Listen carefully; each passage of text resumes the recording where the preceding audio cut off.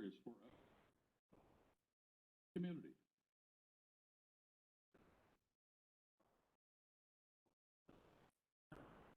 Public access.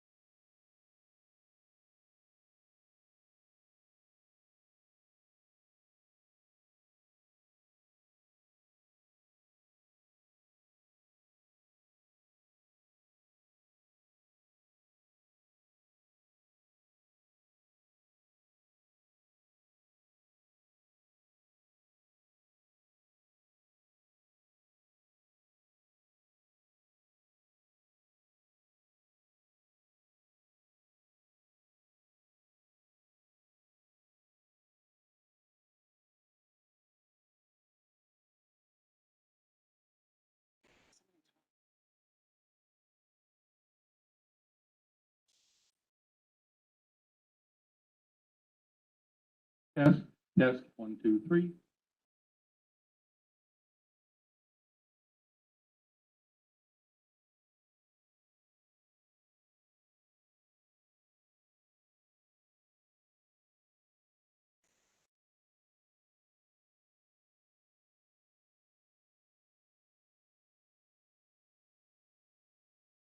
One more time, test, 1, 2, 3.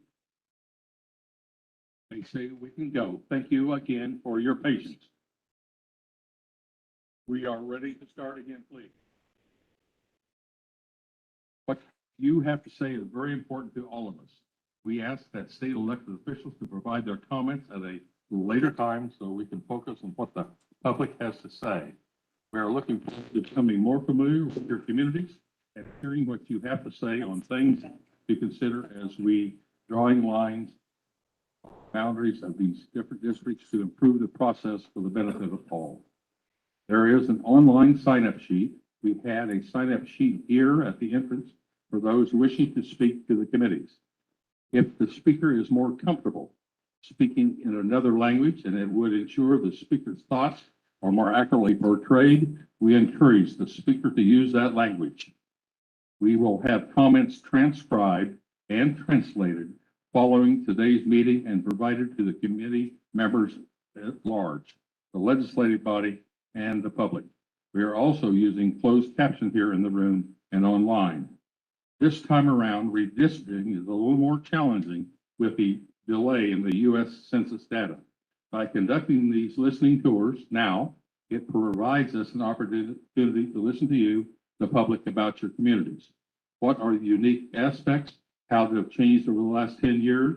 What are the things about your community we should think about when drawing boundary lines? We welcome comments on ways to improve the overall process. This listening tour is one step in a very long process to address the overall process where we are in that process. I will turn the microphone now over to Jordan from the Kansas Legislative Research Department with a briefing on the Kansas statute about redistricting. Thank you, Jordan. Thank you, Mr. Chair. Again, my name is Jordan Milholland. I'm a senior research analyst with the Kansas Legislative Research Department, and I'm our team lead on the redistricting team. This evening, I'll be providing some information on the census and the redistricting process. First of all, to note, before I get into the presentation, this presentation is available online with the committee materials for tonight's meeting. So some part of the census is constantly happening, and redistricting is just a part of this cycle. Federal law requires states have the opportunity to participate in census preparation, and states are required to participate to get census data for certain areas of the state. Working in the program provides states the opportunity to specify small geographic areas and to receive population totals for those areas. States must participate to receive population data for precincts within the state. The program also requires states to participate through a nonpartisan entity, and in Kansas, it's through the KLRD, the office I work for. We've been working with the census since 2015 on this current cycle, and we'll continue to work through 2025. This program is also broken into 5 phases. The first is the block boundary suggestion project. The second phase is the voting district project. As part of that phase, counties and cities submit maps to update some precinct lines. And then in phase 3 is the delivery of census data. As you can see on the screen here, we're anticipating the first round of data on August 12th, tomorrow. That's part of a legacy format. So what that means is these files take a little bit more manipulation to get to the underlying data. And then by September 30th, we're expecting the more user-friendly files to be released. And both sets contain the same information, just in slightly different form. Phase 4 is confirmation of the congressional and legislative boundaries, and that occurs after redistricting. And then phase 5 is feedback from the census. Next, I'd like to speak a little bit about the 2020 apportionment. So on April 1st, 2020, of course, that was Census Day. And on Census Day, it's basically a snapshot of that point in time of the population of Kansas. So we found out from the census that the 2020 total population for redistricting purposes and for apportionment is 2,937,880 persons. And that's a gain of 84,762 people. And Kansas did not gain or lose a congressional seat for this cycle. Next, I'd like to speak a little bit about the adjustment. So from 1988 to 2019, the Kansas Constitution and state statute required an adjustment for military personnel and college students. And this would be from the actual census data that we received. In 2019, the legislature passed a concurrent resolution, and it was on the November ballot and approved by voters. And that ballot initiative removed the requirement for the adjustments for students and voters. Next, I'd like to speak a little bit about the redistricting process. So it's a legislative process. These maps are drawn on the computer, and then they are turned into bill language. And so then at that point, it becomes a bill and subject to all the other things that other bills are subject to. So, for example, you'll have committee hearings, opportunities to submit testimony, and it's also subject to amendment. The legislature proposes, votes on, and approves congressional, Kansas House, Kansas Senate, and Kansas Board of Education district maps. Then, just like other bills, the governor will either sign, veto, or allow the bill to become law without signature. And then finally, the Kansas Supreme Court must review and approve the state maps. This next slide has some more detail on that process. So after a bill is passed by the legislature, it's published in the register. The Attorney General then has a certain time period, 15 days, with publication to petition the court to determine the validity of those maps. And the court has 30 days from the filing of that petition to enter judgment. If the court says the maps are valid, the process is complete until the next cycle. If the court says the maps are invalid, they must be redrawn by the legislature. And then I've listed the next steps here. Basically, the process will repeat until the court determines the maps are valid. KLRD also has quite a few resources online for the public. So we have currently the reports up for the 2012 cycle. So you can see an example of the congressional map there. All of those blue links below that are links to reports that were run for this particular map. And so similar reports are run for each proposed plan that's subject to a technical review. Those will be hosted on our website once the technical review process is complete. And I've also listed our website here for your reference. And finally, this is our contact information slide. You can visit our website at kslegislature.org/KLRD. You can visit us in the State House, or you can call our office with questions. And then we also have a redistricting email set up so that the public can ask questions. That's redistricting@klrd.ks.gov. Mr. Chair, I believe that concludes my presentation. Thank you, Jordan. We appreciate that briefing. Some of you have previously signed up and sent in more lengthy public comments as of yesterday. Those documents are in the inboxes of the committee members and are posted online on the legislative webpage for the Redistricting Committee, Kansas Legislature Research.org. Anyone wants to provide public comment later, please send comments to redistricting@klrd.ks.gov, or you can visit the website. The legislative website does provide instructions for providing your comment, and we do ask that you follow those instructions. There is no cutoff date for the public to send in comments. The House Committee Vice Chair to my right, Representative Brad Ralph, will maintain a timer and will indicate with a card your time remaining. The Vice Chair will start with 2 minutes, then 1 minute, and then 30 seconds. This will give you an opportunity to wrap up your thoughts when your time is expired. We will hold up the card and ask that you honor the card as we see fit. We are allocating 6 minutes per presenter. Again, a brief reminder, we have received several comments on the process. We do appreciate the comment, and we continue to welcome those who continue to comment. We'd also like to hear about your communities, how they've changed over the last 10 years. What are some of the special considerations? Anything you feel is important for you to be aware, for us to be aware of as we go through this process. In drawing these lines, the first speaker is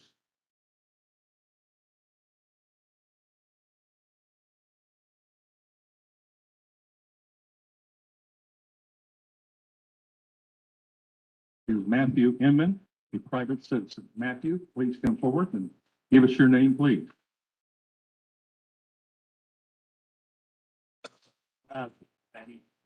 Is it working? You have to speak right into it. Right into it? Yep. Okay. Mr. Chairman, members of the committee, I am Matthew Inman, a lifelong resident. All right, thank you, Mr. Chairman. Lifelong resident in Neosho County, and I'm a sophomore attending Washington University in St. Louis, where I'm studying political science with a concentration in American politics. Thank you for providing an opportunity for our community to speak to you this evening on a matter of great importance to all Kansas. As the committee and the legislature as a whole consider how to redraw the Kansas electoral map, I urge you to continue to make this process as transparent and open to public participation as much as possible. All Kansans deserve a say in how their communities are reapportioned. About detailed census data, I can't make suggestions today about the composition of districts at this time. We won't know that data until tomorrow, hopefully, and hopefully then we'll know, be able to identify what changes are needed to keep equal population in our district. However, I can tell you about our community and why districts make a difference. Currently, Neosho County is split between 3 different Kansas House districts. While this may not seem big, it does affect how residents understand who represents them, and I know this firsthand. In my time as a student at Erie High School, just about a 20-minute drive from here, I was fortunate enough to help over 50 of my fellow students get registered to vote. When registering students, I always sought to arm them with information on who represents them and how they can engage in the process. Students as well as staff were easily caught off guard by being in different districts with different representatives, yet being almost neighbors. It's hard to understand exactly what Erie had in common with Frontenac, 40 miles away, but didn't have in common with Chanute or Thayer, towns in their same time. While Allen, Bourbon, Neosho, Crawford, and Wilson counties may seem the same to Topeka, each community has their own unique struggles that are not necessarily the same as our neighbors. I have expanded on those points in my written testimony filed with the committee staff.